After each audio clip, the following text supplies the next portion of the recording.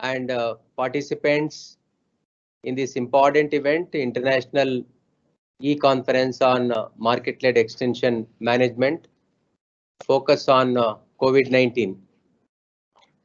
This international conference is jointly organized by NIAM, National Institute of Agriculture Marketing, popularly known as NIAM, and International Society of Extension Education, popularly known as INSEE.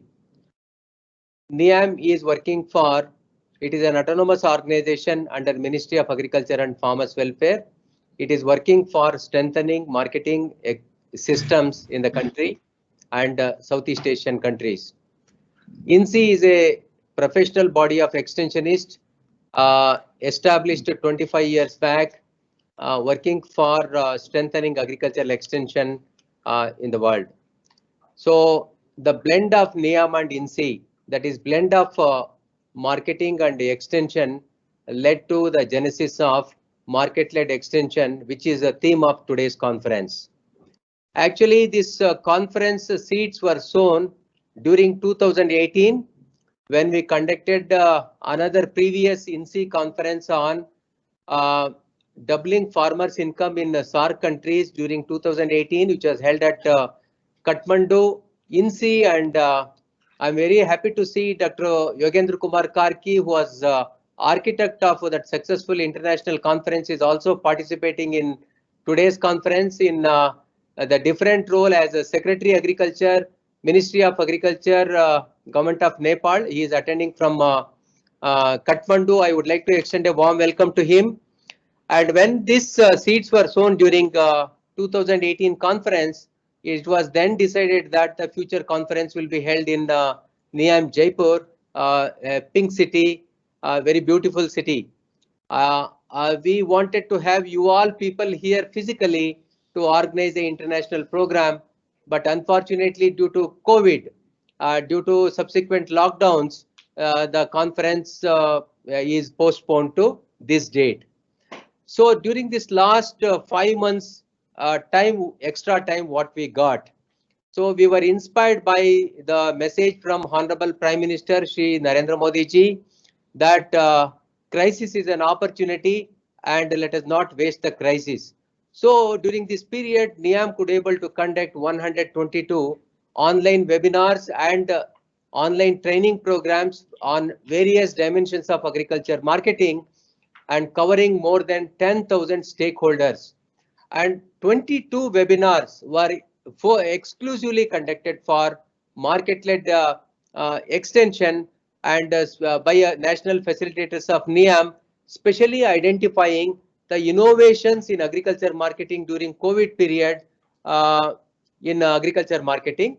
And the outcome of these webinars are compiled in the form of a book, and that book is going to be released today by the Honorable Chief Guest. So the response, the theme is very timely, market-led extension management, focus on COVID-19. Lot of disruption took place during COVID-19, and the conference is going to deliberate on the innovations in agriculture marketing, market-led extension approaches, how to handle this lockdown period, and COVID-19 is one of the theme focus of the this international conference. And at the same time, sweeping reforms are taking place in agriculture sector. You all are aware that recently Government of India passed two Farm Acts, the Trade and Commerce Act 2020 and Contract Farming Act 2020. And the biggest challenge, even though everyone agrees that they are in the interest of the farmers, how we are going to implement these at the farmer level is the biggest challenge all the professionals are facing. Now this 2 days international conference is entirely devoted for deliberating on the implementation of the policy reforms like this at the level of extension workers. So market-led extension management is the theme of this particular conference. When we announced the conference, the response is tremendous. 282 researchers from different parts of the world responded with their abstracts. and we screened those papers and shortlisted only 69 research papers, and 69 researchers are going to make presentation in 6 technical sessions on their papers, and these inputs are going to be very valuable, and they will be deliberated under the chairman and co-chairmanship of renowned academicians and practitioners, and we are going to refine the recommendations for the benefit of the end users. So many stakeholders are participating in this training, in this conference. Of course, we gave a wide publicity to this conference in 20 Feed the Future India Triangular Training Program.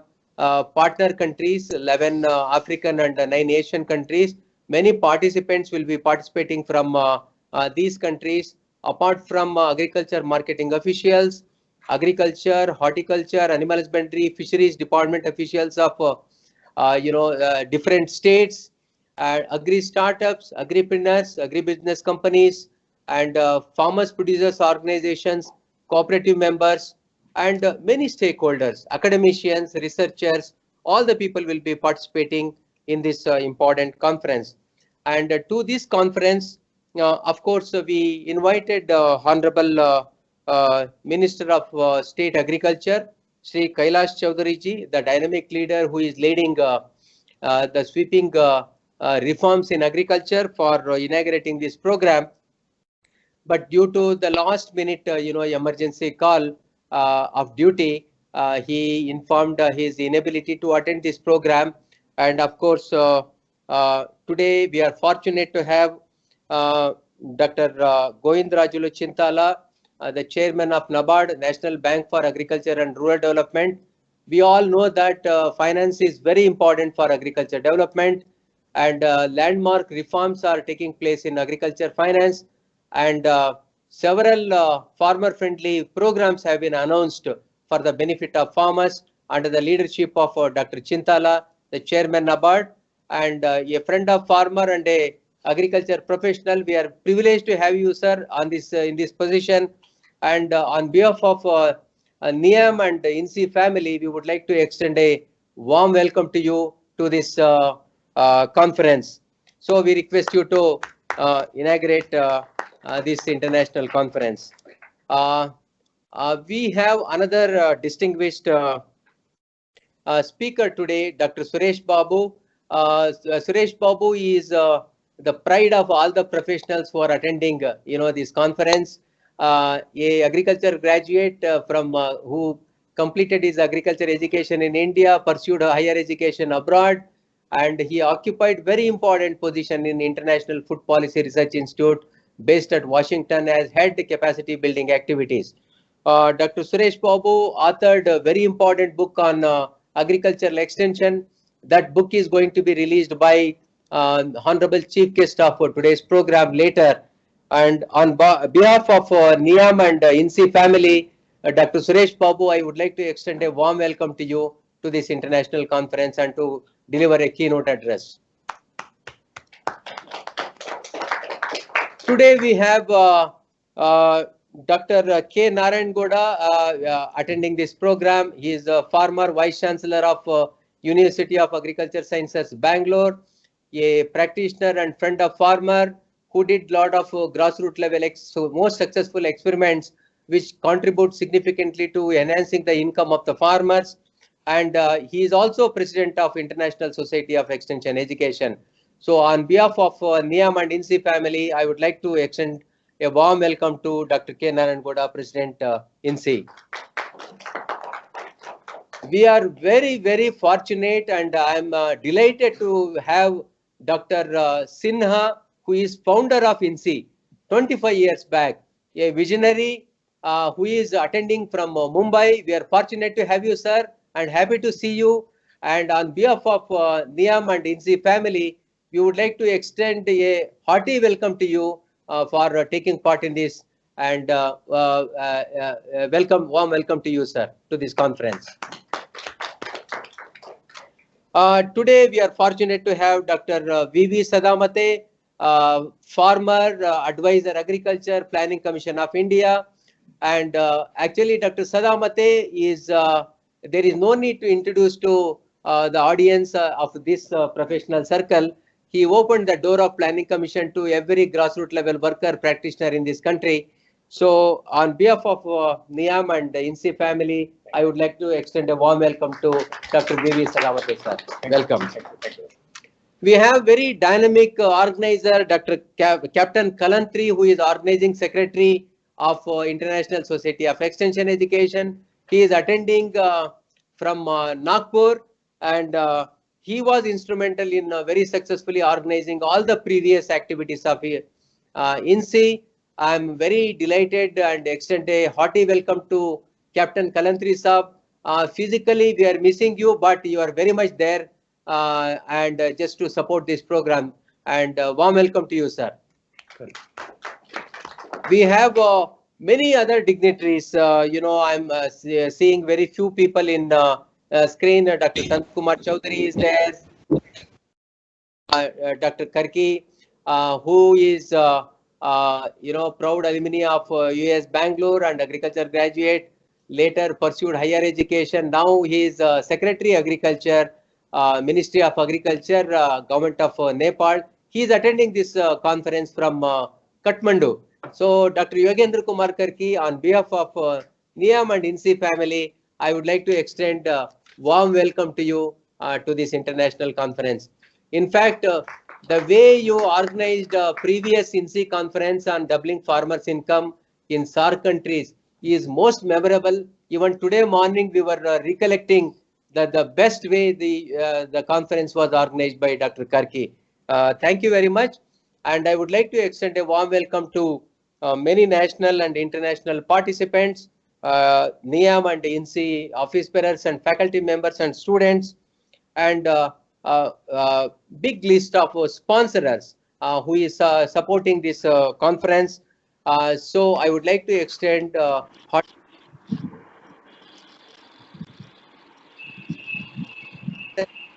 for prosperity of the ultimate God, the farmer. So that is the very objective of this conference. Thank you very much. Thanks for giving this opportunity to NIAM, and I would like to thank INSEE for this. So warm welcome to Chandrasekhar ji for now such a nice program. Great, thank you so much. I would like to request Dr. Hema Yadav, organizing secretary of this conference, to take the program forward. Thank you. Thank you, sir. Thank you for your welcome note to the international participants and delegates who have joined this first e-conference of INSEE ever. And due to the COVID times, we have organized this conference in an e-mode, adhering to the social distancing and other norms of COVID-19. And there are a lot of participants who have joined this conference, and thank you for joining this morning. And this is an official day today, being the first day of Navratra and a very auspicious day to start this kind of knowledge initiative across the world. So once again, I kind of welcome all of you to this e-conference, which is of 2 days. And moving ahead, the committee would be very happy to share one small movie clip showing the how CIFIS, NIAM, and INSEE, the International Society for Education, has collaborated together, and how this whole outcome has now reflected into this knowledge partnership. Over to Rahul Sapla to display this movie clip.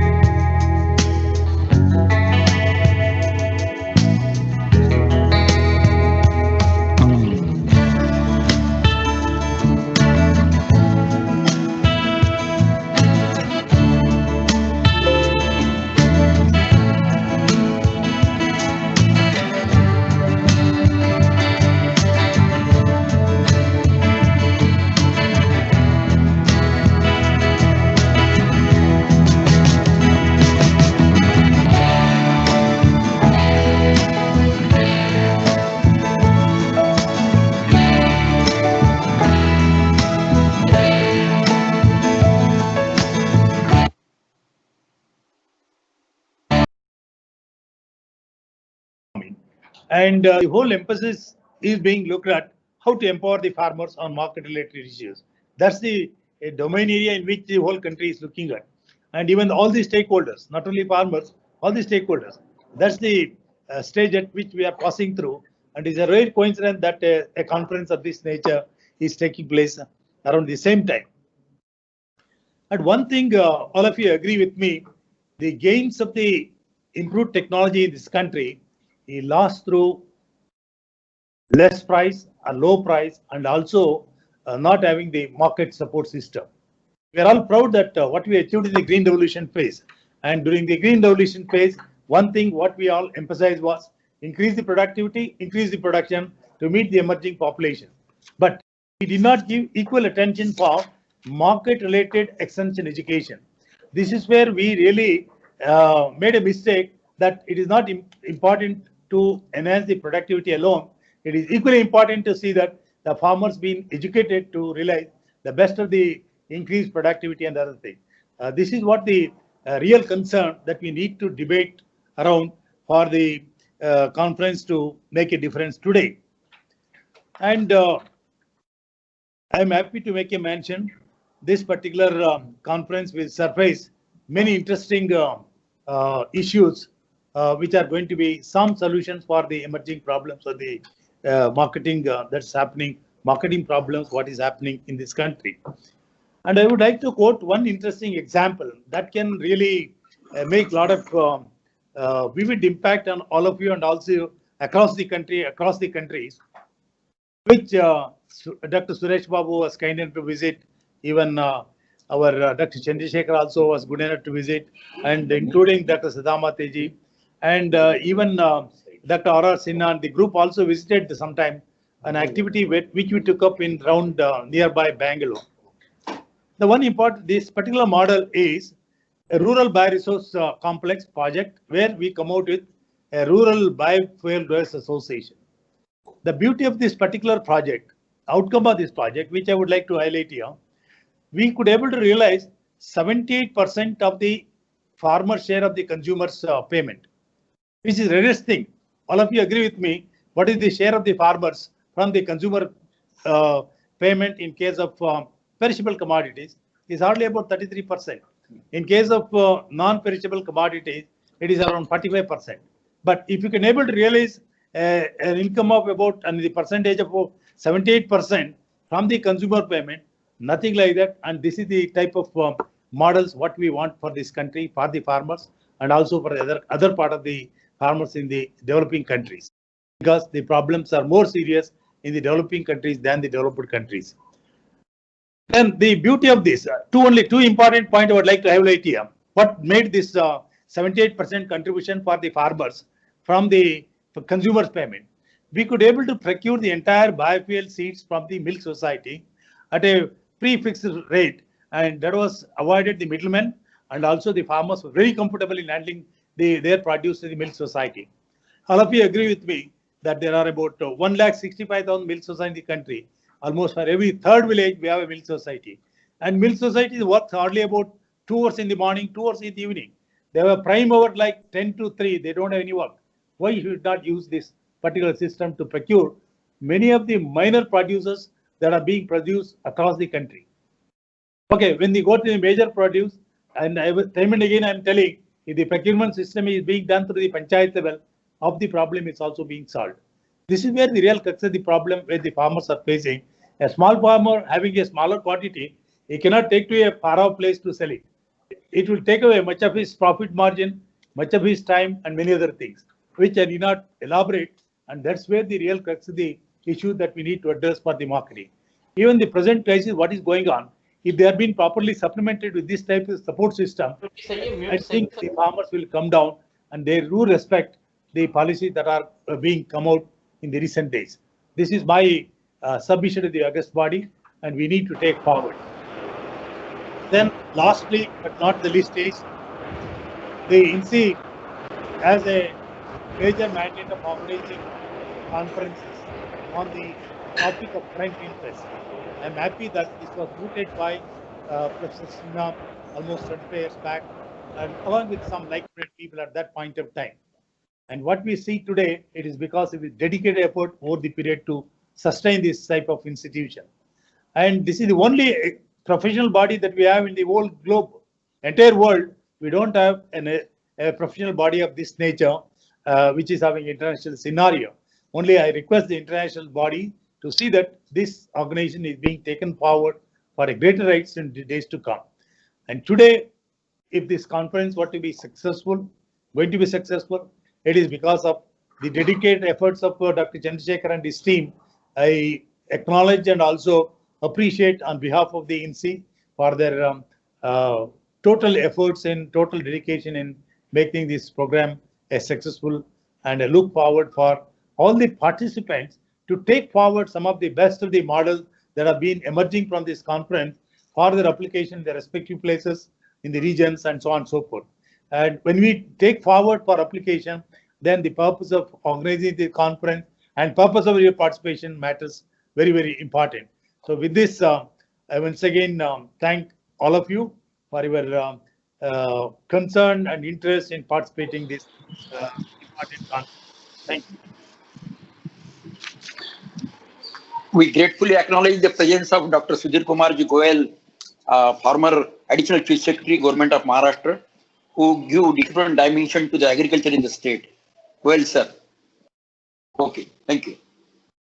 Thank you, sir, for briefing dignitaries and delegates about the conference. Yeah. And moving forward, I just I would like to just present this online platform to Madam. Thank you. Moving ahead, we have Dr. Suresh Babu with us, about whom we have heard a lot, and I take this privilege of introducing Dr. Suresh Babu. Dr. Suresh Babu is working currently at the International Food Policy Research Institute in the capacity of the Head Capacity Strengthening. At IFPRI, he has been involved in institutional and human capacity strengthening for higher education and research in many countries, including South Asia, Sub-Saharan Africa countries. And he has also coordinated various programs in Central Asia. He has also he was also the program coordinator for Agriculture Open Curriculum and Learning Initiatives. His current research includes human and organizational strengthening of food policy systems, public processes, and agriculture extension in developing countries. Dr. Suresh Babu is an avid researcher and has published more than 60 peer-reviewed journals, articles in journals, authored and edited 14 books and many monographs. And he has also authored the Millennium Ecosystem Assessment. Today, we feel privileged to have Dr. Suresh C. Babu here to deliver the keynote address. And I'm very sure that his presentation will be very beneficial to us and provide the guidance to the lot of beneficial to research scholars who have joined today on this online platform. Thank you, sir, for coming on this online platform. I welcome you for the keynote address, and you will be just uploading the presentation that you have here. Okay, thank you, Dr. Hema Yadav. It is a pleasure to be with a group of distinguished extensionists and marketing people from all over the world. But at the outset, let me thank Dr. Chandrasekhar for organizing this conference, along with Dr. Kalantri, Dr. Narayana Gowda, Dr. R.R. Sinha, Dr. Yogendra Kumar Karki, Dr. Satamate, who's a good friend for a long time, and also my respects to the chief guest, Govindaraj Luchintala. With that brief protocol taken care of, let me quickly dive in the presentation, because the time may be very short for all of you distinguished people. My objective here is to give a global picture as what is happening in the context of the market-led extension and its management, with some models that we have been working on, and share that experience with you. Of course, you know what is happening in India and South Asian. Quite a bit of experience is already there. I see the Secretary of Nepal Agriculture Ministry is here also. But what we bring here is a global kind of picture where we can learn and share experiences and so on. Next slide, please. The basic outline of this presentation is to present the models that we have been working on in different countries that are directly related to market-led extension and share some of these experiences. Next slide, please. I just go ahead and change the slide, please. This is a picture that was taken almost 40 years ago. You probably can guess who is sitting in the middle of the women there, showing how to plant the home gardening. And that was my first exposure to extension as an extension worker. Right after my undergraduate degree with a BSc in agriculture, I took a job in a rural village, stayed in a village as an extension worker to work with the people, and this is in a village which is about 70 kilometers from Chennai. But I continue to interact with villagers even today. And next slide, please. And that has actually kept me on the ground. Sir, we are not able to see the slides. That we are not basically able has kept me on the ground in the Indian and South Asian context. And I will be talking a little bit about that experience as well. Next slide, please. Sir, we are not able to see the slides. I think it is accessible. It is shared on the screen. In any case, we will be sharing the overall presentation to you as we go along. Huh? So yeah, the motivation for this particular lecture or the presentation comes from the topic that was chosen for the conference itself. It's a very timely topic, not only in the context of South Asia, but also at the global level. The motivation comes for the Indian and South Asian context. For example, I am told that last conference focused on doubling farmers' income, and that is highly relevant in the context of market-led extension. Why? If you think about, without worrying about what is happening on the ground, how can we quickly double the income of the farmer? One way to do that is to provide good market facilities or good prices for the produce that the farmer is producing. Actually, if you can find good market and good price, 1/3 of the income of the farmer can be increased. And if you give them, the farmers, good technology information, another 1/3 of income can be increased, right? And then if you also provide cost-effective inputs, then you are already solving the last 1/3 of the income doubling challenge. So in all this, extension plays a crucial role. And that is why market-oriented extension becomes fundamental for doubling farmers' income. Without that, it is highly impossible to achieve the doubling of the farmers' income. In fact, it has to come down to extension and marketing jointly done in order to double farmers' income. So with that motivation, let's talk about how to orient extension towards marketing and marketing challenges. Next slide, please. I just want to give an introduction to this book, which I've sent to the organizers. This is the latest book that we edited, which covers the global picture on what is the performance of the extension and also market-related extension in selected countries. So we'll be talking about pretty much the outcomes of this book in order to share that knowledge with you in this lecture as well. We'll quickly cover that as we go along. And I also want to introduce, next slide, please. Next, 2 more books that may be relevant for this topic, which also came from our shop. Basically, we work as a team of people. One is on this agricultural extension reform in South Asia context.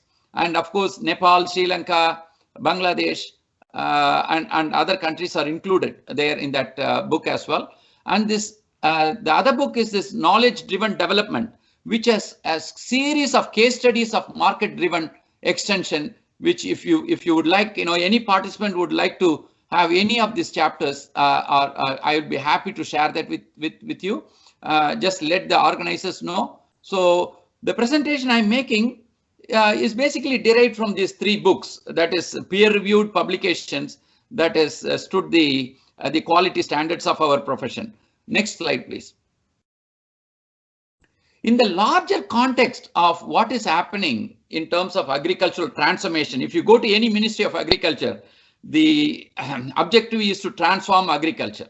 And the question is, how do we transform agriculture?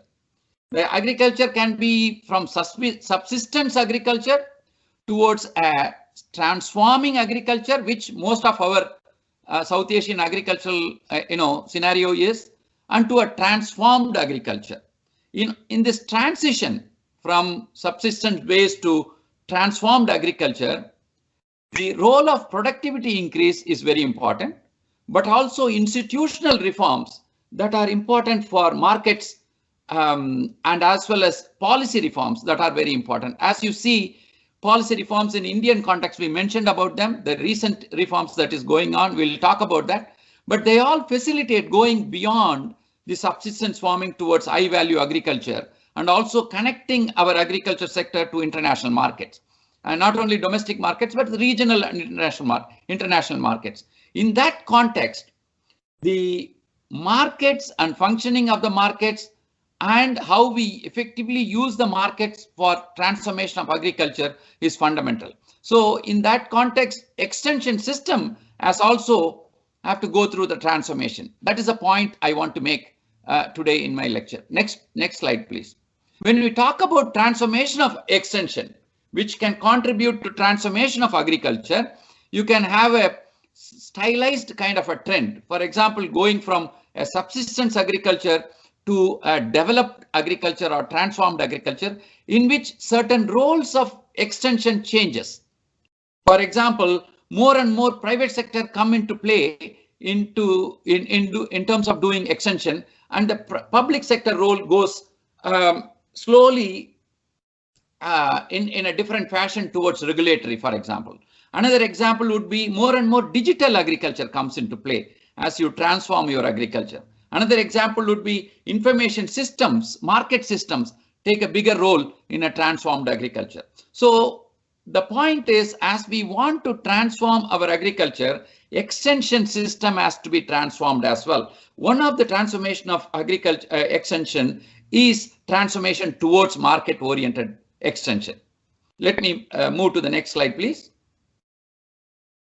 So in understanding the transformation of extension itself, in the global level, we look at what drives extension, what are the characteristics that drive extension, and what are the characteristics that we can track in order to understand the performance of the extension system.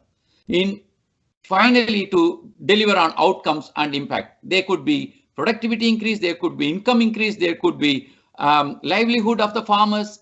At the end of it, welfare of the rural population as a whole, right? So the transformation process needs to be understood, and what are the framing conditions that transform extension needs to be understood.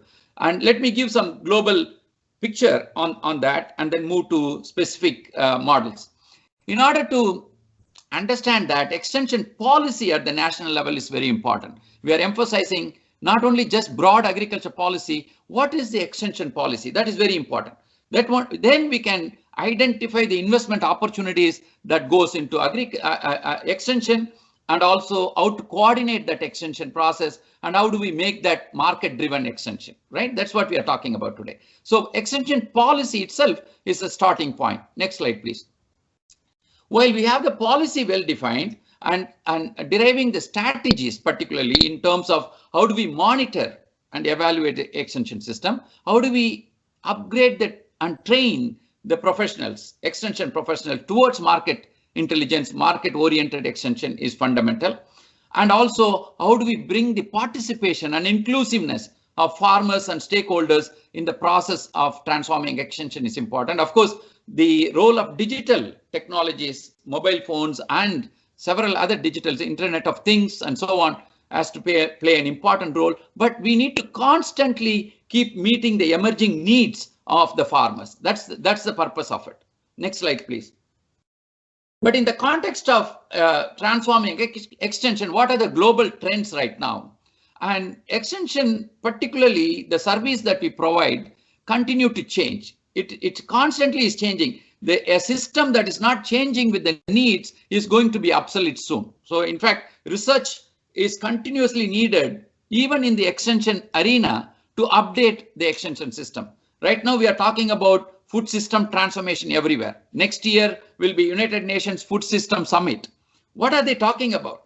They're talking about how the food system can be inclusive. They're talking about how the food system can be locally driven, but at the same time globally connected. And the food system as a whole is rapidly changing and evolving. But how do we change and transform extension advisory services accordingly depends on how we move in the continuum of moving from subsistence agriculture to the transformed agriculture. And the role of high value agriculture plays a very important role there. Next slide, please. Having summarized the global picture, what are we looking ahead in terms of global issues? One, there is increasing role of private sector, which we cannot neglect. Private sector has to be recognized and understood what the role they play. But the question is, can they totally substitute for public extension? The answer is no, because public extension has to be there because private sector may not meet all the demands of the farmers. And extension is becoming increasingly pluralistic system, which means the coordination needs to be effective at the Ministry of Agriculture level, Ministry of Food level, and the related ministries. How do we coordinate the pluralistic extension is a challenge. Of course, we are also facing the climate change, the COVID-19 pandemics, and natural resource constraints, water, soil, and so on, and related to big data issues, right? And how do we serve the marginalized farmers worldwide with the emerging conditions of the challenges that we are facing is a challenge for extension, even with the going towards market-oriented extension. Next, please.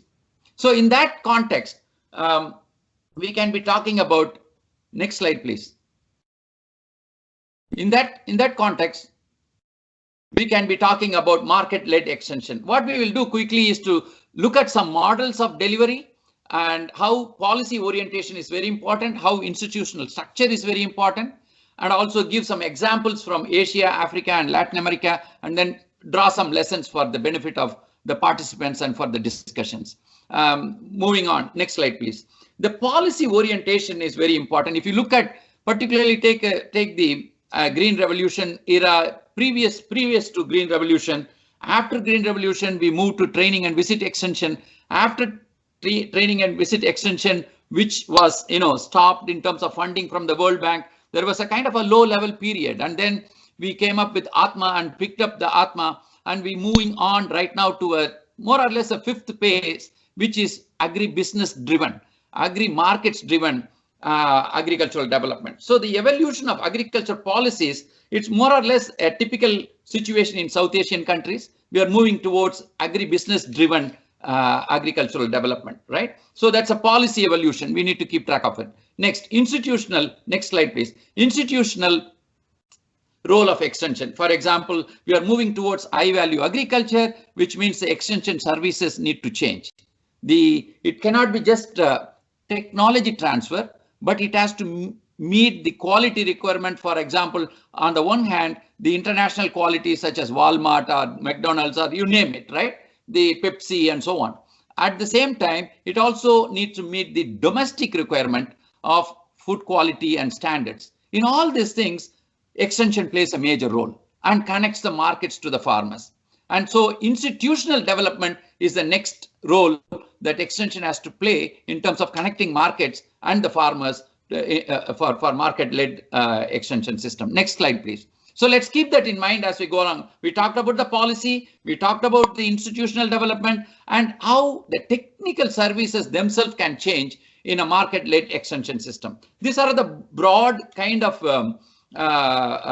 ideas that is coming out, conceptual ideas, but we'll go into the models quickly to see how these the conceptual ideas are applied. Now, in various stages of production, starting from land preparation to processing, the role for agricultural extension is there. And what are these roles? and what are the services that extension can provide, and what kind of contractual obligations and what kind of approaches that extension professionals can use is kind of mapped in this table. So each stage of production process requires a different approach for extension, and different type of information needs of the farmers, and meeting that needs also will differ depending on the skills of the farmers, the institutional arrangements, as well as what are the outcomes that we are looking for. Let me move on. And of course, this is the system of pluralistic extension we were studying in Brazil, and that brings a whole variety of players and actors into the extension system, not just marketing. The natural resource people, land regulation people, credit people, economic diversification people, and also extension plays a major role in building the sustainability of the farming systems as well. So in the pluralistic extension system, how are we going to place our extension professional to play the role of market-oriented extension is a question. Next slide, please. I will go a bit faster. By country, we start with Asia, and then we'll go to Africa, and then finish with Latin America. Some quick examples. Now we are moving towards connecting the value chains in Bangladesh, starting from the seedling production to the quality control of the vegetables, fruits, and the produces in the retail market, for example. Next slide, please. We have been studying this in using various case studies. We studied prawn, which is the biggest exporter of agricultural produce from Bangladesh. You know, in Bangladesh, they are exporting to Western countries now, you know, in vegetables going to Middle East and Europe. And prawn is a big company that has devised its own extension system to guide the farmers through contract farming system, so that they are eliminating middlemen we talked about. At the same time, they developed a unique system of extension. Next, that's a good example to follow for processing companies. And the key insights that we are gaining from extension models in Bangladesh is that if you can aggregate the products, then you can provide good extension for procuring quality products from the farmers. But that requires training our extension professionals towards the marketing, both in terms of inputs and outputs. And this is a chapter in the book, and I'll be happy to share the chapter itself as we go along. But I want to, because interest of time, to give a flavor to you so that you may choose which chapter you want, or which paper you want, which model you want to study later. Next slide, please. Of course, I'm moving on to India now. And this young lady sitting in the green chair is the national award winner from the Rashtrapati in India for producing quality seeds for maize in Jharkhand state. And I personally went and met with her to find out how she is able to, with the use of self-help women program, able to market her seeds that she is producing through the marketing channels of the maize. The story is like, next slide, please. So the idea behind this farmers getting into the market, both in terms of producing seeds as well as producing their outputs, needs to be understood in the context of how these women, for example, self-help group can come together. So we conducted 27 focus group discussions in India, throughout India, in order to understand what are the needs of the young people and women who are entering into the market-oriented production process, and what are the extension needs for them. Next slide, please. So that revealed several type of information. I'll come to that in a minute, but we can also look at the case studies like sugarcane production system, which basically is a very well organized market extension to procure sugarcane from the farmers, and then provide extension system for the farmers to produce sugarcane in the right way, and to increase the productivity, also increase the sugar content of the sugarcane, right? So that is already established, well-established system of model of market-oriented extension. And I just wanted to, we studied the Parry company in South India, and it gives a very good example of this case study. Next slide, please. Another case study that we can look at is the Jain irrigation system, which we also studied. Whereas you provide micro irrigation on the one hand, and in that process, for example, in Maharashtra, the growing of onions, for example, is a very classic example of how that extension is provided by Jain irrigation system itself.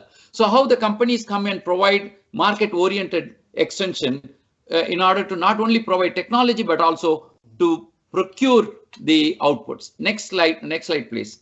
Another case study is Sarveshar organic basmati rice production in Kashmir, for example. Again, it is an organic production that requires specialized techniques and maintenance of organic nature of the soil. And how do the extension system modify itself in order to provide that service as well as procure the commodities is another example from Jammu district, from Jammu. Next slide, please. We can also talk about the Marico example of safflower production, which is a very systematic way of guiding farmers to produce quality safflower and converting that into oil and giving a marketing opportunity to the farmers through extension as well. Next slide, please. These are all Indian examples that I have been giving. There are plenty of examples to study, but how can we scale up? That is a question. Can we scale up the market-oriented extension? Even in the context of India, we have challenges to scale up. But one way to do that is working through the self-help groups in the context of Jharkhand. I made that point before, but bring them together in order to work with the extension workers and provide this private-public partnership. That will be an effective way of providing market-oriented extension. Let me move on to the next country quickly. There are a few more countries to cover. In Vietnam, we studied a joint plant protection company that provides a wide range of plant protection services using extension, but again, purchasing the products back from the smallholders for exporting purposes.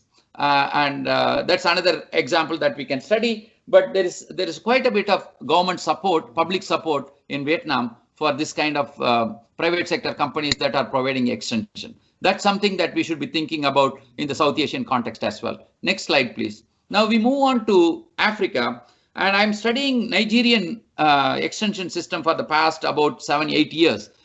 We just drafted a Nigerian extension policy for Nigeria. And next slide, please. I will give some examples of how Nigerian colleagues are working. In the cocoa industry, as you know, Nigeria is a cocoa producer. And most of the cocoa produced now is exported.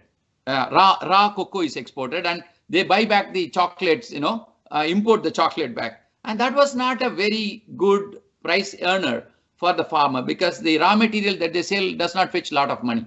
So the locally organized company for producing chocolate started doing extension with the farmers to procure quality cocoa.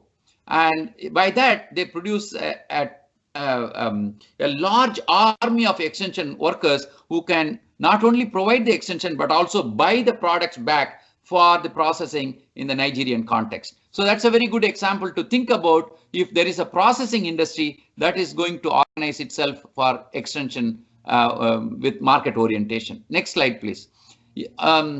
Staying a bit with Nigeria, there are a lot of youth entrepreneurs being trained as extension workers. I just want to repeat this again. There are a lot of youth entrepreneurs coming in different value chains who are working in to become extension workers. So you can either train the extension workers in marketing system or bring the entrepreneurs from the entrepreneurial sector and train them in extension. So the second method is what is happening in Nigeria very successfully. They train at one stage 200 to 300 young entrepreneurs to go out in their own villages to support the farmers for producing and marketing the commodities. And I've been deeply involved in that. I'm showing some pictures. Next slide, please.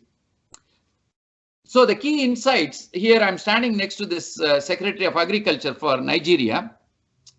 We have been helping him in terms of designing youth-oriented agricultural extension system where youth can be trained in extension as well as in marketing. And it has been very successful in several states. Nigeria is pretty much like India, federal state system. And I understand now Nepal is also moving towards federal and district level system as well. So this example could be very useful in how to implement this market-oriented programs in a federal and state level kind of systems. We'll talk about that as we go along. Next slide, please. We're moving on to another country here, Kenya. Kenya has been very successful in connecting its farmers to European markets in so many value chains. How do they do it? They do provide through extension the input and finance that is needed for production of vegetables, fresh vegetables, and they are also connecting it to marketing and export system so that quality extension for quality produce that can be exported to Europe is maintained by extension professionals. So that's something that we need to learn if we are going to export any commodities. How do we organize ourselves in order to export for international quality markets? That Kenya example would be very useful. Next slide, please. Now I move on to Latin America, where I've been working for some time in Brazil as well. Brazil gives a very excellent model of market-oriented extension. In fact, most of Brazil has become market-oriented extension now. You go to any smallholder, of course, their smallholder owns about 6 to 8 hectares of land. It's not as small as we see in South Asia. But even with that smallholder, the farmers are all integrated with the processing sector. And what they do is provide service. The processing company hires the extension workers, assigns the extension workers to the farm families, and provide provision of input, provision of finances, and procurement for processing, both in terms of organic sector and traditional sector. And so they have been very successful. And as you know, Brazil exports a lot of commodities to Europe and the United States, right? So they have been very successful. Move next slide, please. I may have to move a little bit faster. Just to mention that the study that we have been doing is in the state of Parana. And as you've heard of Embrapa as a big extension system in research and extension system in Brazil. But most of the decisions are made at the state level. And the state level is very context specific, agroecological specific, and market oriented specific. They only first start the process of identifying markets for the farmers and then work backwards towards the production system. So that's why the Brazilian farmers are very successful in reaching out to the international market, something that we can learn from them. Next slide, please. I already talked about this company that we studied is in the book, a chapter is there, how this particular company, Rio de Una, is actually conducting extension with the farmers. And the details are given in that book. I just want to give you a flavor there, but we can also answer some questions if you have. But this is just a flavor for how a particular company is organizing more than 10,000 farmers under its processing industry. Next, please.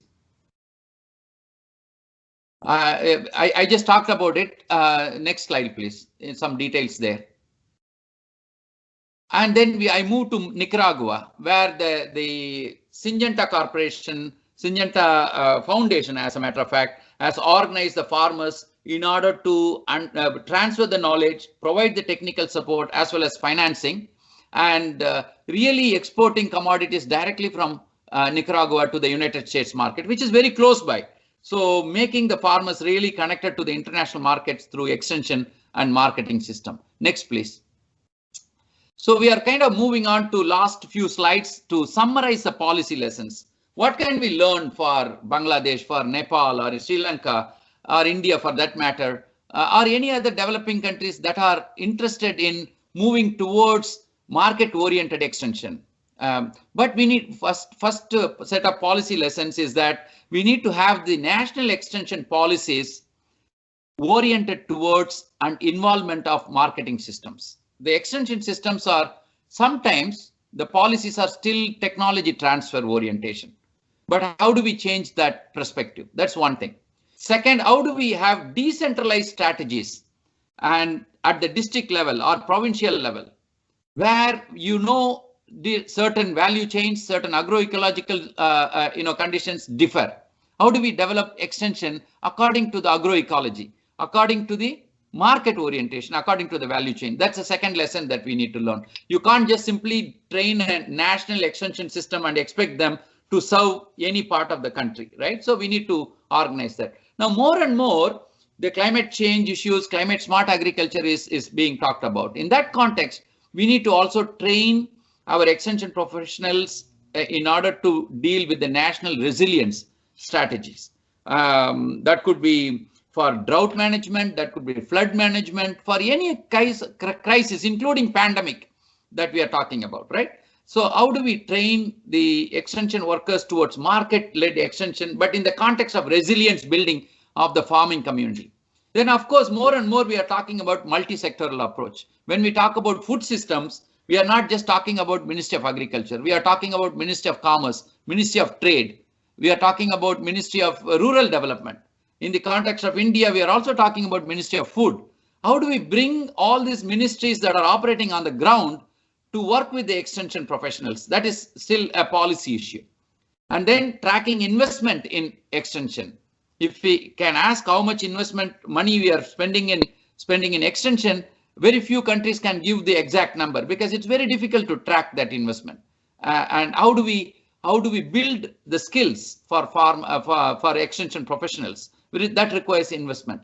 Of course, the training in vocational education for youth in the rural areas could be an opportunity, and promoting agribusiness could be an opportunity, but they all should come into the policy arena so that we can take action. Next slide, please.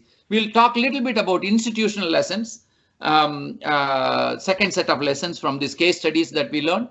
Public extension, for example, needs to open up to the markets. Okay, and we have been talking about it for almost 20 years now, even in the context of India and South Asia. But practically what is needed is institutional development that can support that, right? How do we recruit and train new breed of extension workers who are market oriented and build their technical, not just technical skills, but also leadership skills, because they need to be leaders in their area that they are operating. And how do we make the public-private NGO partnership work in the rural areas? That requires an institutional arrangement and regulatory system. And how do we use the lead farmers and youth in the rural areas to work for market-oriented extension? Not just the public extension workers, but also generate a new team of people. And of course, in India, we have Manage and Norm and NIAM for that matter. They are all training youth and entrepreneurs. And how do we connect them to the extension system? We should be thinking about it. And what are the institutional mechanisms that are needed? Next slide, please. Maybe a couple of more slides. The programmatic lessons in the context of South Asia, for example, we need to kind of move away from technology transfer paradigm to the value chain paradigm, for example, for market-led extension. What does that mean? That means that we need to bring in new generation of people who can actually help in the implementation of these acts that we talked about. Dr. Narayan Gowda and also Dr. Chandrasekhar had talked about APMC Act removal, the farmer business organization strengthening. How can we implement at the state level depends on the extension system strengthening as well. So it is in that context we can actually work through even Atma, the system that is on the ground, can be oriented towards market oriented extension. Okay, that curriculum, that the training, that's a state level training, needs to be reviewed and reformed in order to meet the market orientation. It is possible. I have been part of the Atma training system in several states. I visited myself, but it is possible. But guidance is needed for the state governments to take that action. And how we will do that, how we will implement, will tell us how we are going to be successful with this policy reform that we are talking about. But for that, we need the mentorship programs at different levels. How can we mentor the government officials? How can we guide the private sector? How can we guide the NGOs that are operating on the ground? That is all something that we need to think about. Last slide, please. Overall lessons and some concluding thoughts, I will leave it with you, but we can talk more about it. I am available as a friend, as a colleague, as a professional anytime. Please reach out to me. But some global thoughts I want to leave it. In the global level, the discussion is continuing. It's not that as extension system should focus on market engagement. That is inevitable, the way in which we are going. but extension policies and strategies needs to recognize that, and that is very important. And even in now some of the countries' extension policies are not separate from agriculture policies. Even if they are separate, they don't recognize these market needs. And the system cannot operate, extension system cannot operate in isolation. It has to link not only with the Ministry of Agriculture, but going beyond that in several other ministries. That how do we converge that on the district level is very important. We need to provide or empower our extension professionals to reach out to other sectors as well. That's very important for delivering on the value chain approach that we are taking now for extension. And finally, encouraging the private sector to work with the public sector, but public sector providing the regulatory services is very important. And finally, for reorienting the public extension as a whole towards market orientation will save a lot of resources, at the same time improve efficiency and effectiveness of agriculture. Let me stop with that. I'm with my mentor, Professor M.S. Swaminathan, who has been guiding me for last 30 years on several areas of what is happening in terms of extension and research extension linkages. And I frequently visit him in Chennai and talk to him with my gratitude to him, because he has also been supporting INSEE in the past. So I wanted to bring him as my mentor and thank him, and thank everyone, the participants here and the organizers, for the opportunity to for me to talk to you this morning. Thank you so much.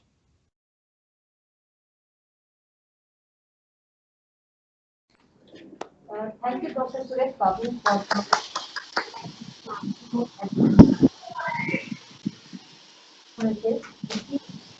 we all heard was that as the country and the policies transform, the policies to reflect this transformation, and there's an increasing need for the extension to have a framework and have to have a reorientation towards marketing. We also heard about the global trends, which was so informative for us to know that there's more focus on how research requires to be continuously updated, and the food systems need to be inclusive and locally driven, so that we can have small and marginal farmers to be included in this extension system and connect them to the high value chains. The most informative part of the presentation, I guess, for the young research scholars that we have on board would be the various lessons that we learn from different countries, how the policies are being designed, how the systems are being worked in countries like Bangladesh. We heard about the experimentations that we did in Brazil, the situations in Nicaragua, how India has been connecting the farmers to the European markets, the export value chain. We also came to know about Nigeria, and of course the models that are prevalent in India, which are transforming, and many more models are coming in India, experimenting with the extension. We are so grateful to you for bringing these kind of research-based evidences from the across the globe, and also you also brought us these policy lessons that are there to be for us to focus on and to take cognizance of. The future research of the extension and the conference is going to rightly address these kind of concerns, how the transformation has to take place, how youth has to be brought into the extension system, and how digital technologies are going to play a big role. And I'm happy to kind of inform you that the 6 themes that we have in this conference have research addressing this issue systematically. So I guess your keynote sets the theme for us and brings the framework, which is so essential. Thank you so much. We are very grateful for kind of coming on board, sharing your experiences. And I think many of us would like to get connected with you and learn from your evidences, research, and your policy perspective that you have. Thank you so much, sir. Yeah, only to Dr. Suresh Babuji's would like to have a continuation for next 2 days, so that I would like to invite some valuable suggestions here and there when the various themes are being presented, so that they will be better vetted for becoming recommendations. Thank you. Yeah. Thank you, sir. I will be happy to join. I'll be happy to join.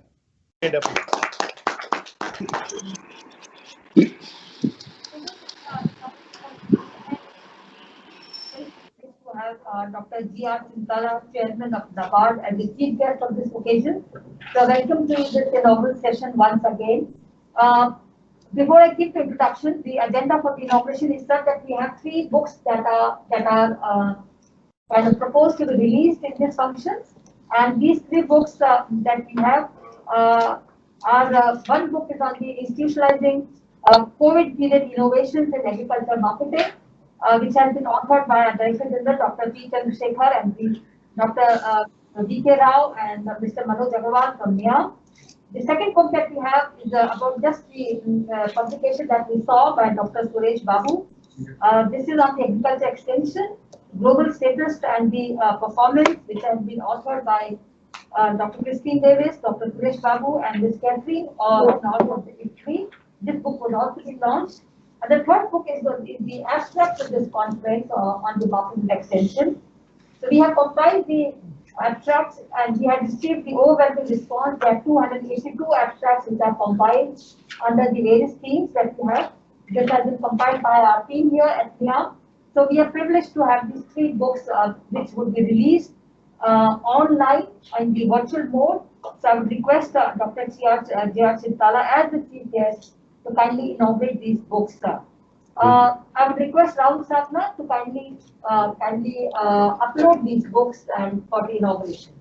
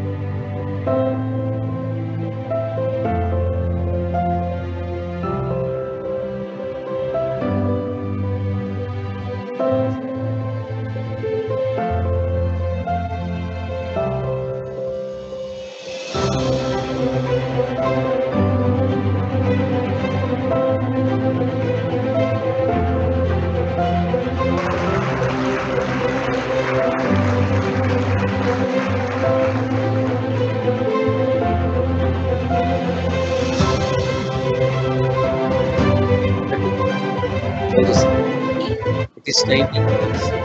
Okay.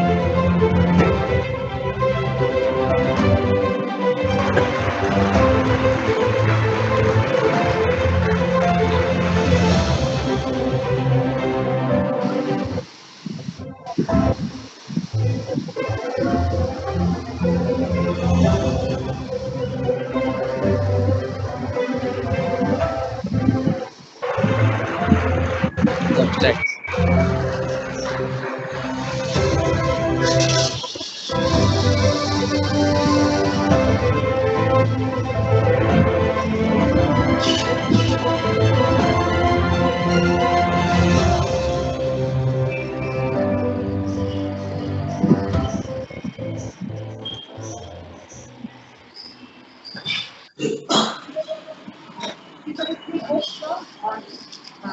For the inauguration, Very good.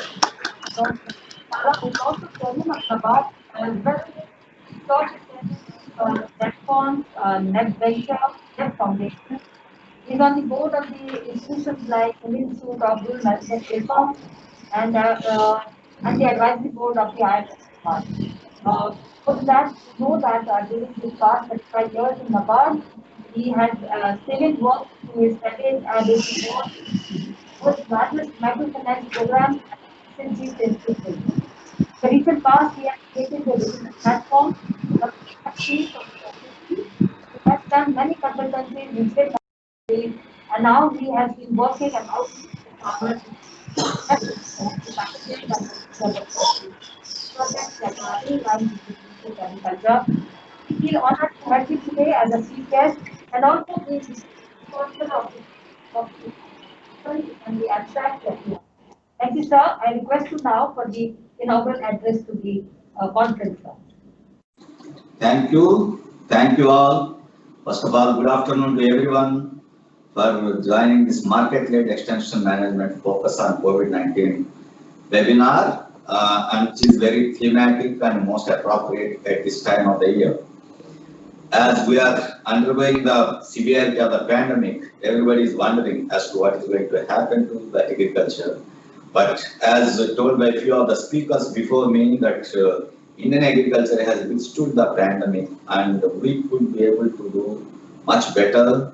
And if somebody has read the paper today, that agriculture minister's statement that during this Kharif we have sown close to around 7% area more and we are harvesting more than 2 million tons extra. The cotton and sugarcane is also doing very well. And also my own observations all over the country, because we are having a bird's eye view on everything as we are the financiers for the agriculture.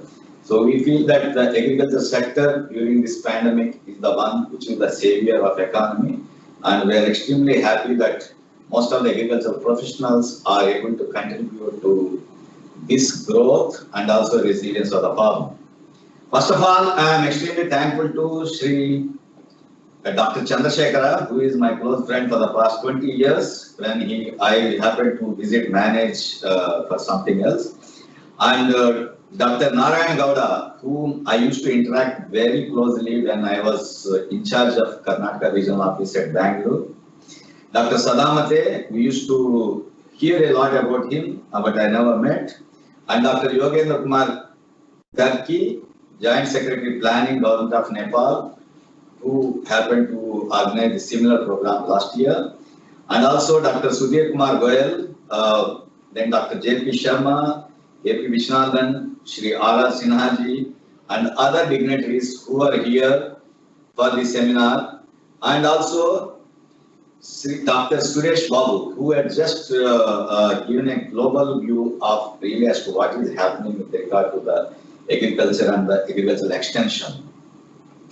I am extremely delighted being the agricultural professional. I was student of AP Agriculture University, then also Indian Agricultural Research Institute. But in 1985, I joined NABARD directly from the campus. And since then, I was working in both agriculture and rural development areas with a credit related aspect. And here, I used to travel a lot. Only in this pandemic, we stopped traveling. Otherwise, when I was traveling to many countries, once I was there in Senegal, Dakar, I was addressing a conference. The Minister for Finance and Agriculture were there and they were accusing the French people. You see that really how much progress India has made with regard to the agriculture, but why the Senegal is still not able to do it. And they asked me that, can you give as to really what is the one which had made Indian agriculture so robust and resilient and you are able to produce so much. I was telling them that being an agriculture student and also being a professional banker in the developmental financial institution, I told that Indian agriculture is very delicately balanced on a tripod, which very few countries have got such kind of a system. I told you the tripod, the first leg is the agricultural research. Most of the Indian ICR institutes, agricultural universities, they are doing so much of a research and they are bringing the cultivars and the varieties which are appropriate for that particular time and also good for replacement. While most of the technology developed in the agriculture had to be transferred to the field, and that is where that agricultural extension system, which we have a very robust public extension system, and now even the private people are pitching in. These are the people who are taking the entire technology to the field. While the most important and the critical aspect of this entire agricultural growth in the country is the credit. Now, when I was looking into this entire credit aspect, I always say that we are very proud of Indian banking system, which had devised the agricultural credit as one of the primary aspect of lending. We have a quota system that minimum 40% of the thing has to be given to the priority sector and 18% has to go to the agricultural sector. That is why many of the farmers are not denied the credit. Now, if I look into the whole thing, that when we just started nationalizing the banks, that is in 1970, just less than 2% of the deposits were going as the credit to the agriculture. While in 1980s, when they started expanding the branches and creating the regional rural banks and also giving an impetus to the entire agricultural credit, the agricultural credit started growing by leaps and bounds. But the watershed movement came in 2003-04, when the government of India has announced that then the agricultural credit has to be doubled in the next 3 years, but thing is the bankers have doubled it in 2 years. Since then, there was no looking back, and every year I can say that even that Suresh Babu may agree with me that there is no country in the world where the union budget announces what should be the amount that should be given as the agricultural credit. India is the only country where we say that the government of India, the budget speech announces, this year we have to deliver so much. So last year it was 13.5 lakh crores and we have delivered 13.68 lakh crores. And this year the target is 15 lakh crores and I am very sure that we are going to deliver beyond that. Now, again, during the COVID period, I am very happy to see that what are the strategies the booklet has contained, what are the COVID-related strategies and extension. We have seen that the farmers have devised their own ways, the farmer producers organization have devised their own ways, and people, particularly the farming community, has outbeaten the COVID crisis. So now, when I am looking into the whole of this thing, that we are in a transformative phase and the Indian agricultural extension system, which is very robust even now at the public level, but at the same time it is being layered with the private extension system, mostly by the corporates and also a new generation of extension. As when I was hearing Dr. Suresh Babu, he was telling about that 1/3 of the income will come from saving of inputs, 1/3 from the technology, 1/3 from the market. Now all these things have been combined into the farmer producers organization as a concept, and we are now rolling out this entire farmer producers organizations in a very big way. Right now, country as a whole is having around 8,000 plus farmer producers organizations, of which NABARD itself owns close to around 4,500 farmer producers organizations. Now, out of these 4,500 farmer producers organizations, close to around 2,000 FPOs are in the investment grade and they are getting the credit in the range of 50 lakhs to 5 crores. Now, again, here I can say that ultimately the farmer has to see the income, otherwise the rest of the things will not help him in any way, even if you just tell him you cultivate a particular crop. So that there should be a market orientation, there should be a client centricity rather than a production centricity. That is where now this entire FPOs is bringing a new paradigm into the agriculture. So now that Indian agricultural system is now being reconfigured into a kind of a production-oriented, client-centric, quality-oriented agriculture, where the extension is through the public extension systems as well as the private extension systems which are there. So now both the things are happening in the country. And I am extremely happy to say that NABARD, being the developmental financial institution of the country, with a balance sheet of close to around 5.5 lakh crores and consistently making profit, we are there in the forefront to see that the extension is done, and we also do quite a lot of things. We help the institutions also to take this kind of extension efforts forward, and we are very happy that this year, despite the crisis, that Indian agricultural credit has already crossed close to around 5.5 lakh crores, And we are very certain that probably 15 lakh crores is not a big issue. So now, once the credit is being given in time, and other resilient mechanisms like that insurance has been kept in place, and also the markets, the reforms that are happening, once they are put in place, probably the farmer getting income is not a big issue. So now that is where everyone is looking into it, and we are extremely happy that not only NABARD as an institution is doing, but India as such is now poising ahead with regard to creating a big agricultural revolution in the limited geographical area which we are having. We are the world's number 1 and 2 in many of the crops, and we are absolutely now gearing up for that agricultural exports. So now, while delivering my some more part of this lecture, I would like to concentrate on as to really what exactly we are looking into it in the years to come. So now, to start with, I will say that the primary focus of agricultural extension system in India has been to ensure agricultural production for food security. The approach rooted in early 1990s was on specialized crop technology centered and contract farming centered T&V system. But it has now transformed into a participatory, diversified extension delivery system as a result of extension reforms undertaken by Government of India and ICAR. Before delving into the domain of market-oriented extension, some of the core and classical issues of agricultural extensions I want to capture. First one is the agricultural sustainability to agri-food sustainability. Concerted efforts by all stakeholders, including both public and private extension, have resulted in food surplus, with food production hovering around 300 million tons this time, and horticulture production with a production level of close to around 320 million tons, with consistent track record of 8 successive years of higher production over food grain production. The focus is now on ensuring sustainable agricultural food system rather than on food security, given the fact that 15% of India's population is malnourished, accounting for 24% of the world's malnourished population. The current problem is that of economic access to food. It's not because of shortage of food, but it is the economic access to food and gainful surplus management. It is the need of the hour. Zero hunger is the sustainable development goal number 2, and India is committed to ensure this along with other SDG goals by 2030. An extension system, especially the public extension, plays a very, very important role to achieve this objective by converting the basic raw material to value-added nutritional products. So, what we are right now dealing with, it is the sustainability of food production with the fragile natural resources. While current food production ensures the overall food availability, however, its sustainability to meet future food requirements remain a core issue.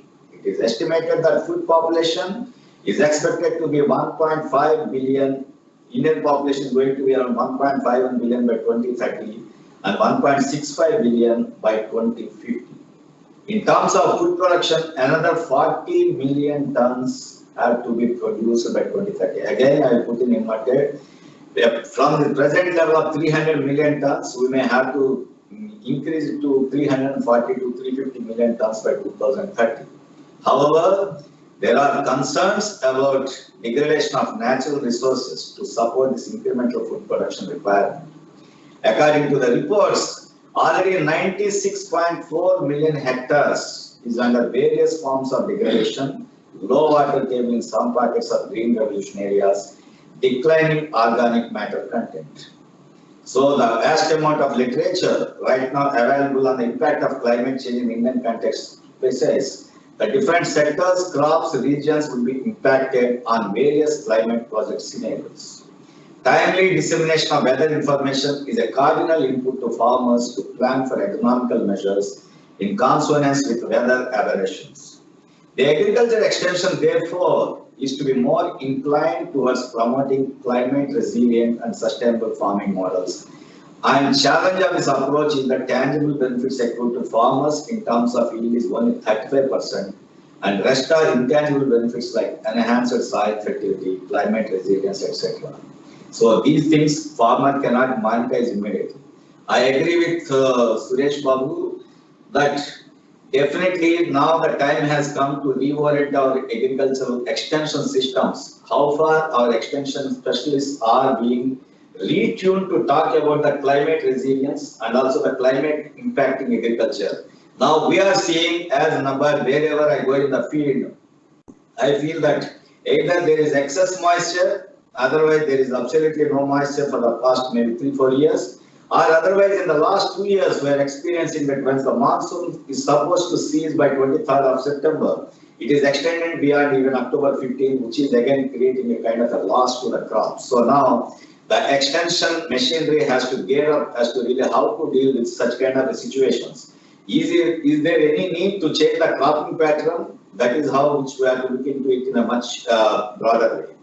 So now the yield gaps and the vertical and horizontal gaps, these are the things which we have not given much of importance, but otherwise there is a significant yield gap between the research institutions, demonstration plots and farmers' fields and actual yields realized by the farmer. This is the vertical gap. To illustrate, I will say that we are looking into the data across the country. In case of wheat, the corresponding values of that research institution yield is around 4.2 tons per hectare, while at the demonstration farm it is 3.92 tons. By the farmer level, it is still just 2.97. So you can imagine that farmer is getting only 60% of what that research institutions are getting it. So that means there is a need for us to see really why there is a lack of this kind of a yield growth in the farmer's field. That we have to look into it. In addition to this vertical gap, significant yield gaps exist across different regions, districts and states. So this horizontal gap, so that is why when Punjab is harvesting close to around 5 tons per hectare, the same for wheat farmer somewhere else is getting only around 2.3 tons per hectare. So now this is where we have to look into it as to really how we should do. So now I'll say that there is a requirement of paradigm shift in the extension system, which is tuned to production of income and agriculture to the allied sectors. Now this is one area which generally agricultural extension specialists rarely talk about, but as a developmental financial institution, I will say that now agriculture is now a farmstead income source rather than maybe the agriculture as a source of just only agriculture. So now when the Indian farming system itself is now becoming more and more small and marginal farmer kind of a system, you have to look into it at a much broader perspective and also an integrated view that the farmer should have to have the other source of income like animal husbandry, fisheries, forestry, or any kind of integrated farming systems. That is where we say that now the time has come for all the agricultural extension specialists to see that agricultural extension is now going to talk on the doubling of farmers' income from the farmstead rather than looking merely at the agriculture per se. So the Honorable Prime Minister had announced the doubling of farmers' income by 2023 to promote farmers' welfare, reduce agrarian distress, and to bring parity between incomes of farmers and those working in non-agricultural professionals. The transformation policy has shifted the focus of agriculture system from production to income oriented. Again, I will put in the inverted commas, it is from the production to income oriented, and this can be achieved through market orientation and responding to the farmers' demand. As per Ashok Dalwai Committee report, the annual income of farmer has to be raised to the level of 1.93 lakh from the current level of 0.96 lakhs. This should be achieved through multiple sources including fisheries, livelihoods, animal husbandry, and also other things. And so agriculture is not a sole source of income for the farmer. So when I look into it, the agriculture sector has well-entrenched extension system, and the intensity of the same is not so strong in respect of fisheries and livestock. This gap has to be addressed in the context of focusing on doubling of farmers' income. So my appeal to all the professionals who are listening to me right now is talking merely about agriculture is not going to help the small and marginal farmer in the country who is getting income from various sources. Now many of you might have read that national the financial inclusion survey conducted by NABARD, which has become a very iconic study, where we found that in a typical agricultural household in the country, just 48% of income is coming from agriculture, but rest of the income is coming from various other sources. So that also we have to look into it as to how the disguised unemployment of the farmer in which he is having so much of a spare time can be utilized to create such kind of other occupations for him. So agricultural extension is not merely just giving that maybe the technology by the result demonstration or maybe other kind of a demonstration, but also to address the income levels of the farmers. So that is my strong appeal to all the professionals who are listening to me. The other one is with regard to the rural youth. Now, quite a lot of a debate is happening whether rural youth are willing to be in the agriculture or not. Now, that 2011 survey said that 40% of the people never wanted to become the agriculturists. Now, as per the 12th annual status of education report of 2017, a significant proportion of youth aged 14 to 18, that is around 40%, are working regardless of whether they are enrolled in the formal education or not. Of these people, 79% are working in agriculture, but only 1.2% of them are aspiring to become farmers. Again, I am just telling because what is going to happen to the farming in future, it should not happen like in America where only 3% of the people work on the farming, but thing is they got very big land holdings, so people will work. But here, though the land holding size is small, and it is not very economical, but at the same time, the aspiration of the people, that is the aspiration of Bharat has done so much. Only 1.2% of the youth whom we are talking to are just told that they just want to be the farmers. So further than selecting the livelihood sources, agriculture is relegated as the last choice. The average age of the Indian farmer is 50.1 years, which is progressively increasing. So this phenomena is also not so good. We should have to have a mix of both the young farmers and also the aging farmers. So now which itself indicates that the farmers living a life of insecurity and submerged existence, now their income levels have to be grown up. So that is where the extension specialist role is becoming readable. Having regard to various socio-economic dimensions of this farmer, agri-entrepreneurship has been suggested as one of the major planks of strategy for sustainable income of the farmer. As Dr. Suresh Babu was telling that so the cross-country experiences, somewhere in Brazil, somewhere in Paraguay, Nicaragua, Kenya, I have seen so many countries, or most of them. So there I see, if I go to Kenya, I say that Kenyan farmers are basically under the contract farming type of thing from the European countries, and there they do the best of the technology and also the market tie-ups, and the people are able to make money. But thing is whether it is sustainable in a long run, which we are not in a position to say is certainty. But at the same time, that in the Indian context, we are now going into a different kind of a paradigm. That is, as I told, it is the FPOs, which are going to be the market-oriented extension itself is inbuilt into that, and that is where we are working on this one. So now there is an urgency to have a market-led extension right now this one. And the COVID-19, the digital agriculture has become a very important kind of a thing. So the moment that COVID-19 had started, many people started looking into as to really what should be the better way of going into reach the people. So now the digital has come in such a way that with the disruption of the supply chain, temporary labor shortages of harvesting crop and others, so now people are wondering as to really how to reach the farmers. So these things have been overcome immediately through timely advisories and relaxations given by the Government of India. And at the same time, some of the core extension activities which we are all trying to do, that is the demonstration approaches, group trainings and farm visits, all of them are put on back burner because people cannot go and do the same thing. So that is where that we will say that this COVID-19 social distancing measures made trainings impossible. So the business as usual extension would be impossible. The extension service have to necessarily switch to the digital. The pace of digital agriculture is slow now, and so primarily driven by few agricultural startups. Though everybody talks about that digital is going to make a very big impact immediately, but I will say that it requires quite a lot of a grooming on the part of both the startups, and also the farmers also should be able to operate their gadgets to get that kind of advice.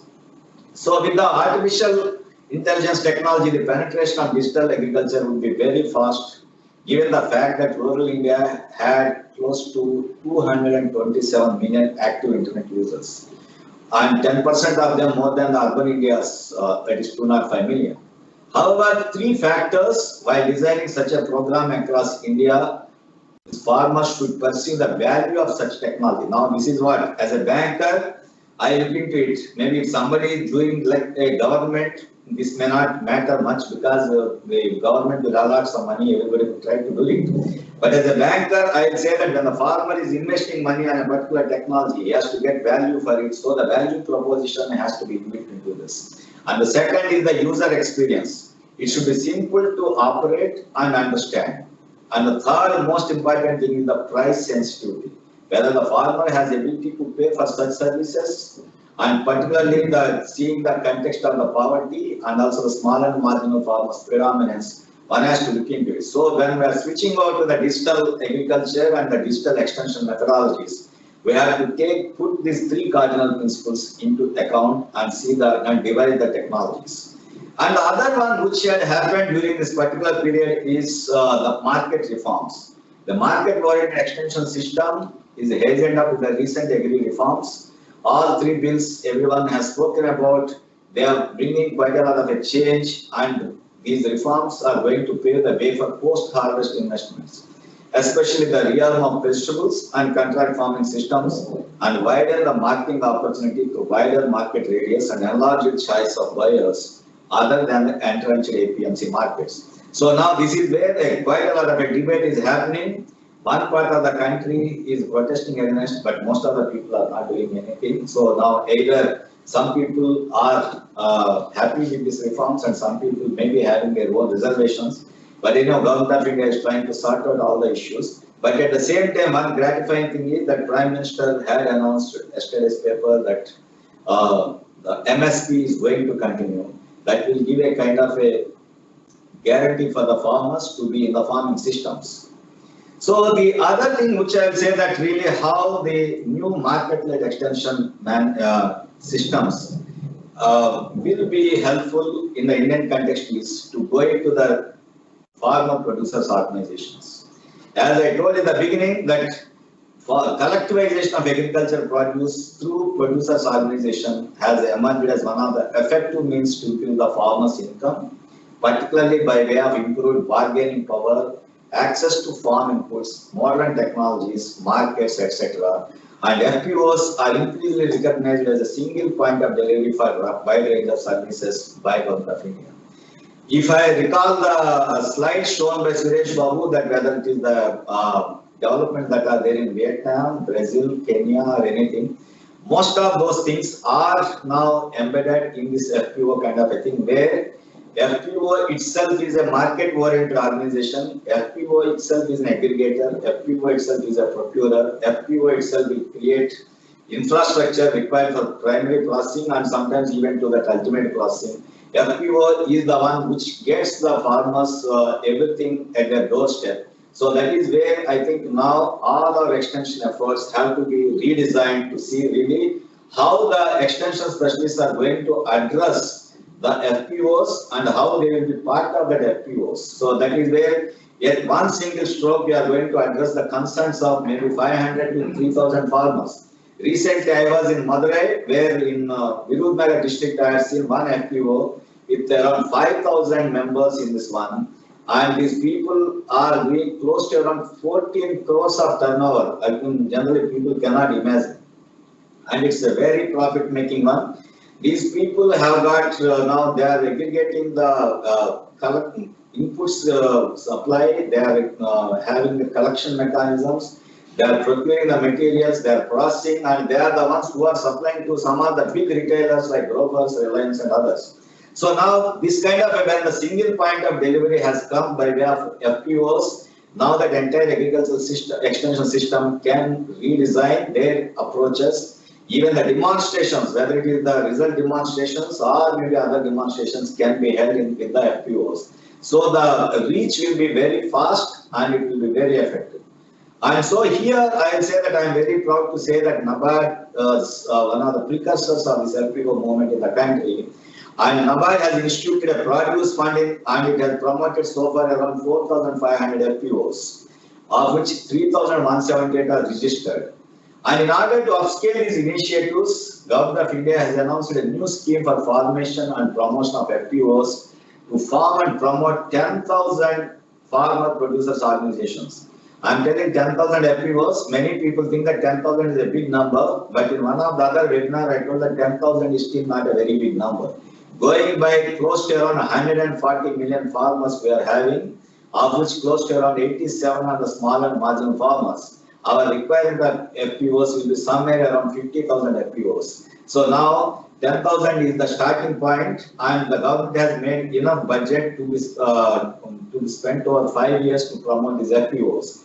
And 3 major agencies have been selected as the implementing agencies: NABARD, a Small Farmer Agribusiness Consortium, and also NCDC. Now already the work is on. Maybe it's a matter of another few months when we are going to do this.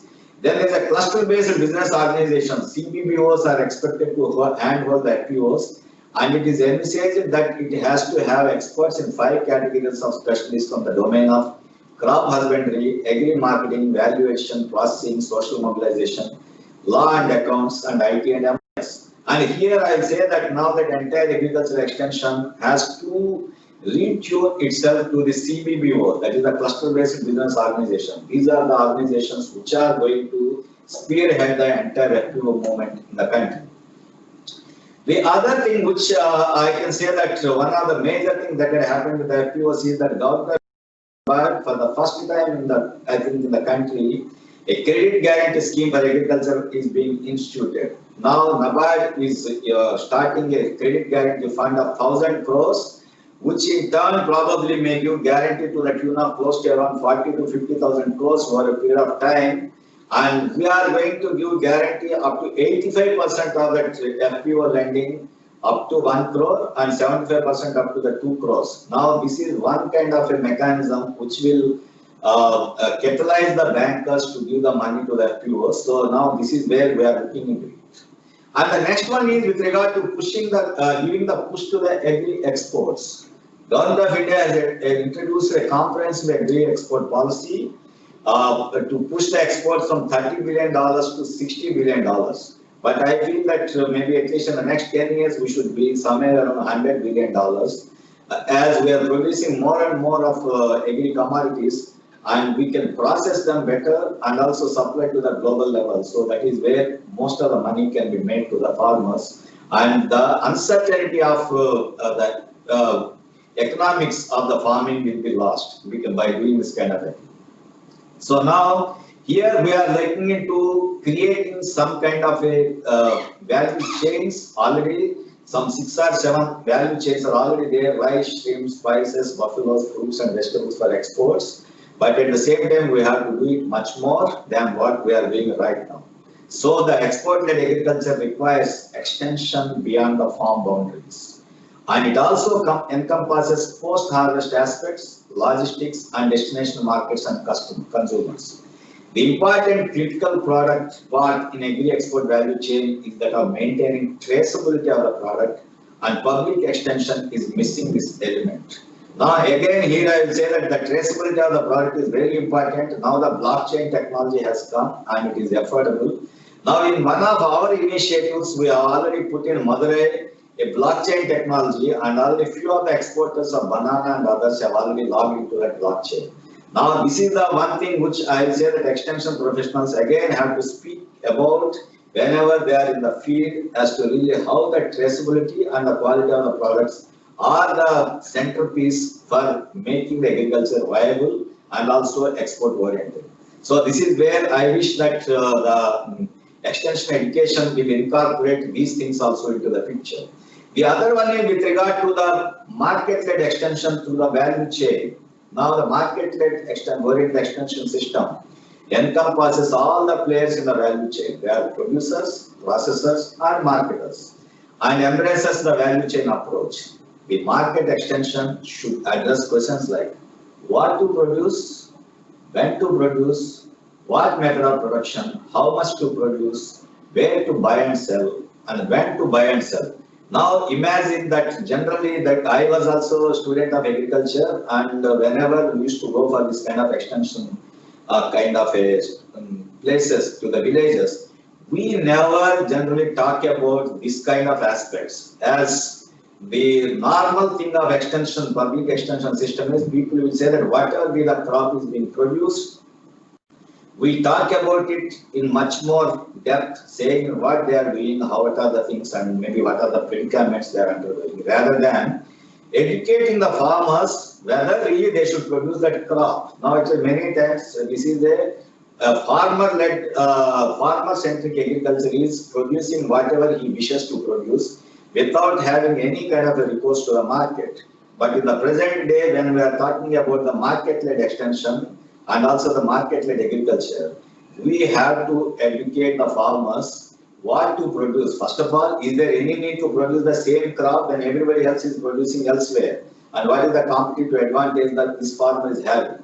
Then when to produce? Now take the case of tomatoes, take the case of vegetables. Really, whether really everybody has to go in a gumbo manner, or they should stagger their production going by really where the other production sites are there and what are the things. So here I will say that extension education system and also the extension education specialists have to use such kind of a data to the farmers in a particular place, in case if we are producing so much of tomatoes somewhere in Chittoor or somewhere in Tamil Nadu or somewhere in Shimla, really what are the consumption centers and what is the likely output that is going to come at every day or any kind of thing. So this kind of information has to be inbuilt into the system. Then only the farming will become very viable and also profitable. So that is why I say that we have to ask these questions: what to produce, when to produce, what method of production, how much to produce, where to buy and sell, and when to buy and sell. Now these are the things which we have to embed in the process, and we should deliver the information for them as an input to the modern farming, rather than simply just telling them maybe face a company of what they are doing. So here, if I say that some of the states have already looked into a kind of a regulated farming. Now, without naming the state, I say that one state have gone ahead in saying that there need to be a kind of a crop zoning or the regulated farming, so that the farmers will produce only those crops which the states tell, so that there will be a definite marketability of the products.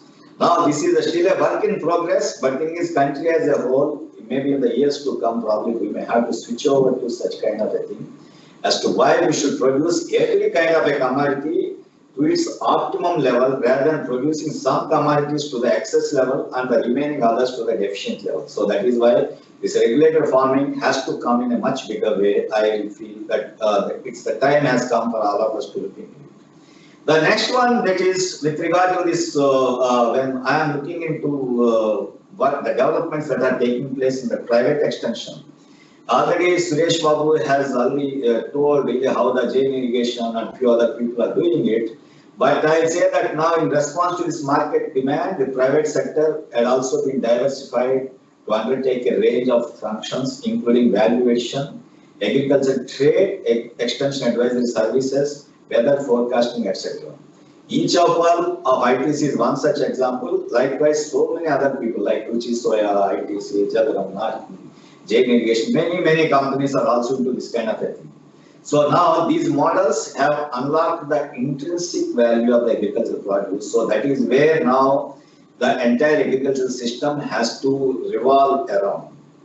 So the other thing is with regard to agri-clinic and agri-business centers. Now, almost 20 years back, Chandrasekhara was spearheading this entire ACA-BCA movement from Manage since 2002. So that time when I was looking into it really as to what it is, the basic premise on which this ACA-BCA, agri-clinic and agri-business centers have been conceived by government was to see that the farmers will get appropriate advisory services by just paying a little bit to the agripreneur who is setting up this ACA-BCA. But so far we have got around 2,000 plus kind of ACA-BCA centers, and they have given benefits at the local level, but I don't think that it has made a very big splash all over the country, as the Indian farmers are still attuned to get the services free of cost from the public extension system. So that is why now there should be kind of a blend of both. There should be a public extension system has to do its job, while the private extension system led by these corporates or the FPOs or anybody will try to delve into the nitty-gritties of the production-oriented systems as to really what the market demands, how to do it, and what are the processing requirements. So these are the things which we have to look into it. So now, having said all these things, as the one who is basically an agricultural professional, right now heading the agricultural bank, that is the National Bank for Agricultural Rural Development, I feel that the time has come for us to prioritize and mainstream some of the issues with regard to that extension. First thing is, physical extension systems have to continue, otherwise the demonstrations cannot be held. And farmer seeing is believing is one of the prime principles which we are read in that extension book. So now seeing is believing is still a part of the story. We cannot do away with this. But at the same time, during the COVID time or even beyond that, some very good things that had happened is that we are switching over to the digital kind of literacy. So that is the one which is going to give a much faster way of disseminating the information apart from what we are doing at the physical level. Then enhancing capacity building of extension personnel in value chain approaches. This is what I say that FPOs, value chains, the financing part, market-led production process, and the client-centric systems, traceability, all these things have to be worked out, and the new extension curriculum has to inbuild all these things rather than teaching the same old things which we are teaching for quite some time. So, developing income-centric models in agriculture and allied sectors for rural youth is the priority right now, as the India is still a very young country and it is going to be having youth for quite some time till 2050. But in case the youth have got apathy to come into the agriculture, now nobody can save the agriculture. That is why there should be a kind of income-centric models in agriculture and allied sectors, specifically target for rural youth, have to be built in, and the extension specialists have to take them, convince the youth, and also make them very interesting for them to stay in the agriculture. And the deriving synergies of this agri-clinic scheme and also the FPO scheme. So this is also one area which definitely extension specialists have to look into it, and they have to devise their own curriculums as to really how to take these issues forward. Likewise, piloting the public-private partnership models, drawing synergies from technically endowed public extension system and profit and market-oriented private sector. Both the things have to be done. As I will say that just leaving exclusive to the private sector is also not a very great kind of a benefit to the farmer, while the public extension system has to be a little bit more tightened. So now there should be a big synergy between these two, so that the sector as a whole will get the benefit. So now, with this, I say that now it is the time for all of us, being the agricultural professionals who are there, both in the educational system and also the banking system. So I will say that now time has come for all of us to reorient a bit of our agricultural extension methodologies and also approaches, so that the farmers will get the benefit. Ultimately, I always say that the primary stakeholder of the entire institution is the farmer. It is not anybody else. Only for whom we are all working. So he should stay in the farming, he should make money, he should be happy, and he should be market centric. So if that is the case, it is time for all of us to see that the farmer is well fed with the information, most appropriate, and also most market oriented. So that is where I will say that in this COVID-19, we have to work on this market-led extension management with a little more rigor and also direction. And I am extremely happy again to be with all of you this one as agricultural professionals. Joining the agricultural professionals in a webinar is always a very delightful thing. Thank you all.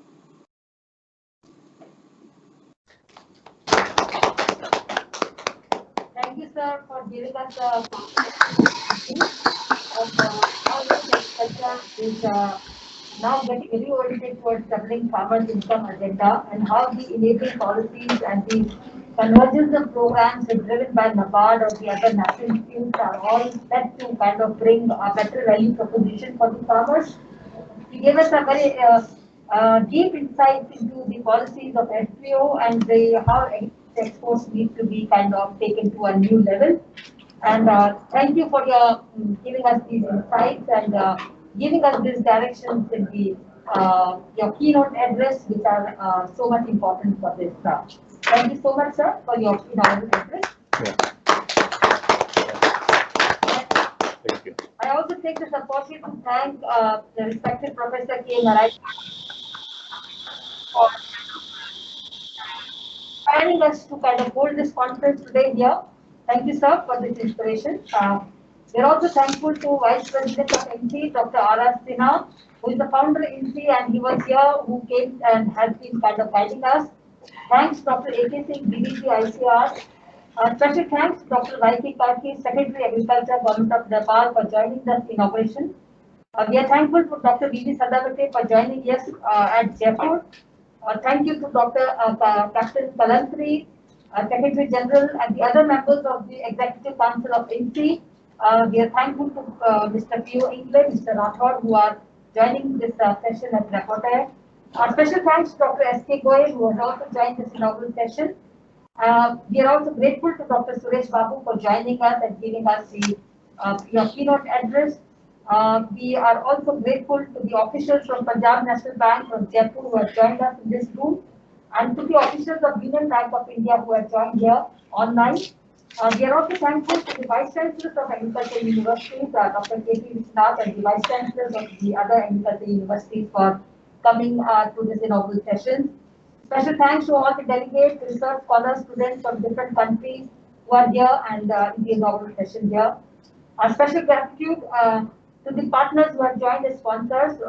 I would like to place our special thanks on behalf of CCS NIAM and INSEE to NABARD, Dr. Chintala. We are very thankful for being your magnanimous sponsorship. Thanks to ICR. We are also thankful to PNG who has kind of responded in an overwhelming way. Their officers are here. They have kind of given us the sponsorship amount, which is so helpful. Thanks to Mr. G. Kiran Rai, MD and CEO of Union Bank of India, for your sponsorship to us. We are also thankful to the Vice Chancellor of University of Agricultural Sciences, Bangalore, Vice Chancellor N.P.K. Vinawari, for kind of sponsoring this event, which is so helpful in outreaching to people. We are also very thankful to Mr. Sant Kumar Chaudhary, Shankara Group of Institutes, for your association with us. We are also thankful to Mr. Ravi Reddy Reeds for being upfront and a forefront for kind of helping us out through this. And also last, we are also thankful to our Director General, who has always been with us, whose hard work and has been able to make this whole program successful. And last, we are thanks to the team at NIAM, who has been doing an incredible organizing this e-conference here. Thank you so much to one and all who have joined us for the inauguration. Thank you, madam. Now, after the successful inaugural program, and now I would request to all the chair, co-chair, or delegates and dignitaries to join the respective sessions, technical sessions. We have 6 technical sessions in this entire 2 days program. 3 sessions will be held today and 3 sessions will be held tomorrow. So please, I request to all the delegates, without taking much time, please join the respective sessions. Link has been already given to you through mails. Please. Yeah. Thank you very much. Yeah. Thank you.